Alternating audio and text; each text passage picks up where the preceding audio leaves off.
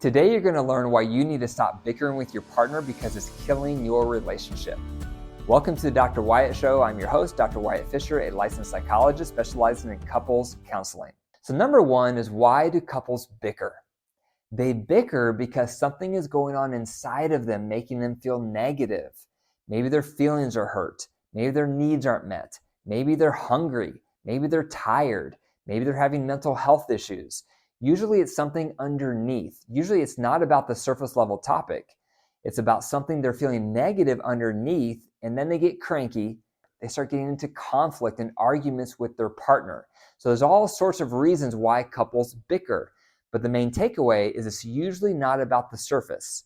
It's about what's going on underneath the surface. Number two is, what impact does bickering have on the rapport? It has a negative impact. When you feel like the majority of time you're bickering with your partner, that's going to make you feel negative. You're going to develop a negative association with them and with the relationship. And that's the opposite of what we want. We want to feel like the majority of our interactions with our partner is positive, because that's going to make you feel positive toward them. And that leads me to number three, which is, what do we do about it? How do we reduce our bickering? I'm going to go through two ideas. Number three is the first idea, and this is using the mini reunite tool. You may have heard me talk about the reunite tool elsewhere, but I haven't talked about the mini reunite tool very often.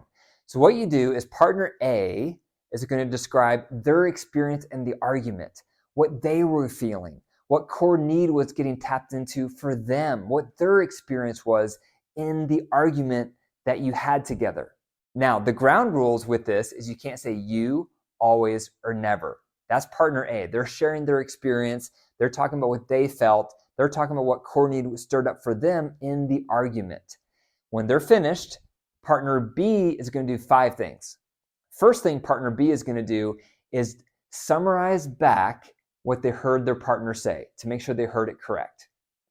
Then within that same step, they're going to think about, what's the part they can own? How did they contribute to the argument? How did they make it worse? That's the piece they can own. Then they're going to go to number 2, which is ownership. Like this: I own that I did X. Then they're going to go to number 3, which is empathy. I can see how this part that I'm owning, how it would have made you feel that. Then they're going to go to number 4, which is an apology. I'm sorry that this thing I'm owning that I did made you feel that way. Then they're going to go to number 5, which is making amends. Moving forward, how about I do X, Y, and Z? How would you feel about that? And what else would you appreciate? When they're done with those 5 steps, now the partners are going to take turns. Partner B now is going to describe their experience in the conflict, what it made them feel, the core need it taps into for them. And then partner A is going to follow those same 5 steps. That way, both partners get a chance to share their experience in the conflict, and then they both are going to practice those 5 steps on how to be a proper listener in response. If you do that after every argument, it's going to help you come back together. It's going to help you heal. It's going to help you reconnect that connection that was ripped apart because of the argument. This is an antidote to bickering. Because when you bicker and you have an argument and then you sweep it under the rug and you try to act like it didn't happen, that's not going to work. That just makes both of you resentful, and it's going to build up, and eventually you're going to boil over. So when you have an argument, when you start bickering, take a break to deflood, then come back and use the mini reunite tool. Now, number 4, the other strategy to reduce bickering is to keep your love buckets full. What are love buckets? Love buckets are something we all have inside of us, and your partner is the faucet. In the beginning, they were filling up your love bucket. They're pouring in water, doing all the right things, and that filled up your love bucket fuller and fuller until it got filled, and that's when you fell in love. But after you're together for a while, your partner turns down the faucet, and then they start doing things you don't like, things that hurt your feelings, things that make you upset. And that creates a hole in the bottom of the bucket, and water starts leaking out. So what happens is, the lower love buckets get, the more couples start to bicker, the more arguments they have, because their needs aren't being met and they're starting to feel negative toward their partner. So One of the antidotes to lowering bickering is to raise those love buckets. And the way you do this is you identify what are the top fillers my partner needs to feel loved and satisfied. Ask them.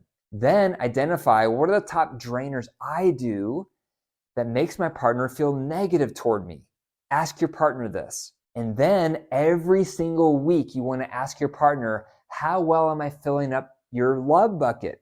How much did I fill up your fillers? And how much did I avoid the drainers? I have an app for this called Keep the Glow. Some of you are already using the app, which is wonderful. But I highly recommend, if you're not already, download Keep the Glow today. It's going to train you on how to fill up your partner's love bucket and how they can fill up yours.